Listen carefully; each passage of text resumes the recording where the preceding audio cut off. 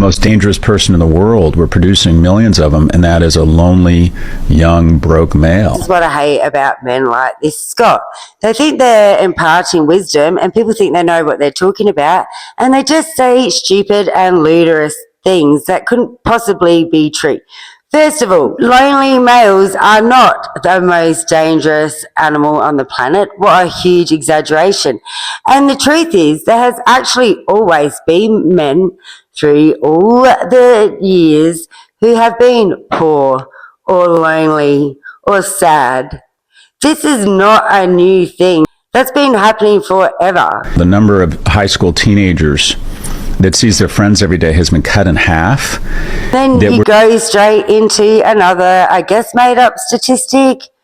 Why on earth would boys who went to school every day with each other all of a sudden see each other 50% less than they used to?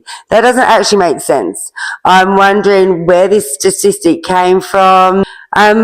Does it mean that all of a sudden kids are going to school 50% less than they used to? Just doesn't sound right. That we're slowly but surely sequestering from each other, and when we do that, we become less mammalia. If you have dogs are happiest when they're lying on top of you. The worst thing you can do to a dog is leave it alone all day. And what we're doing to young people is they are leaving others and themselves alone all day. We're separating from each other. We're becoming less social. I've just got to love that during that dribble, he tried to act like he'd thrown in another important scientific fact. We know that dogs are happier when they're around people.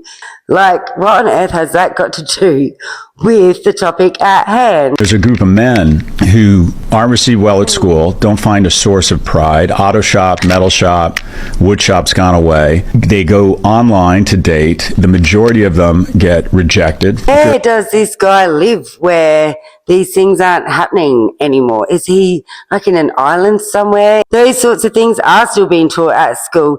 Back in the day, there was also some boys that weren't getting an education. It's just the way he's making it sound like all these things no longer happen for boys at all. Your average attractiveness in online dating, you have to swipe right 200 times to get a single coffee. If you set up 5 coffees, you'll get 1 will actually show up. 4 of the 5 will ghost you and decide later on they don't actually want to meet up. So a young man of average attractiveness in online dating has to swipe right 1,000 times. So he gets validation for 1 coffee. He gets validation that he has no worth to the other sex.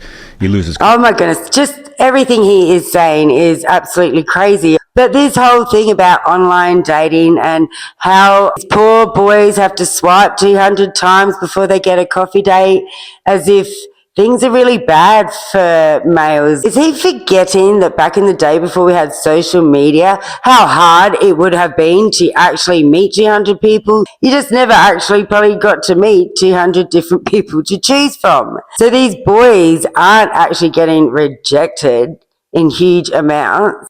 There's how many billions of people in the world? Of course they're not all attracted to you.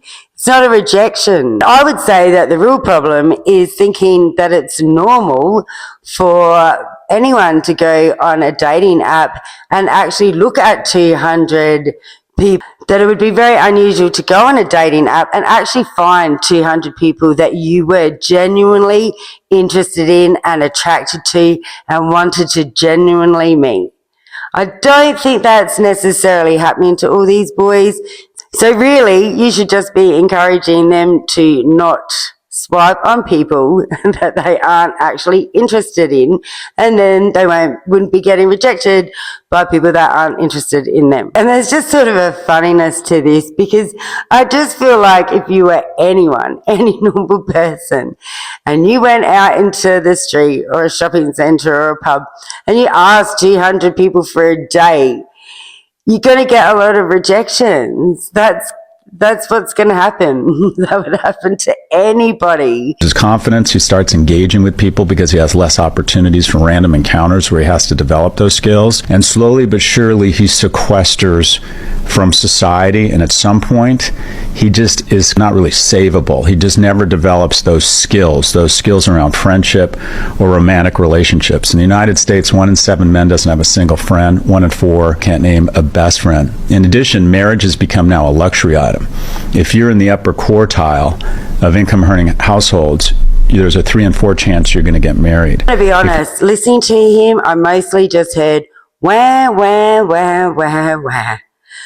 Like, wow, he's acting like this male loneliness epidemic theory is true and really happening. And I don't even know where he's getting these stats about friendships and who's got a best friend. I mean, that seems like a question that doesn't even get asked of adults very much. So I'm not sure what research was used to come up with that statistic that, you know, all these men don't have best friends. And to add that marriage is a luxury item now. Oh, wow. So what, men don't have friends and now they can't afford to buy a wife? If you're in the lower quotile, there's a 3 in 4 chance you will never get married. I think, though, that someone like Scott should probably go and read his comment section, because I did. And it was amazing how many people were blaming the fact that their male children didn't have any friends because they would rather play video games and were addicted to their screens. One mother stated that she had a 19-year-old that she couldn't get away from the screens.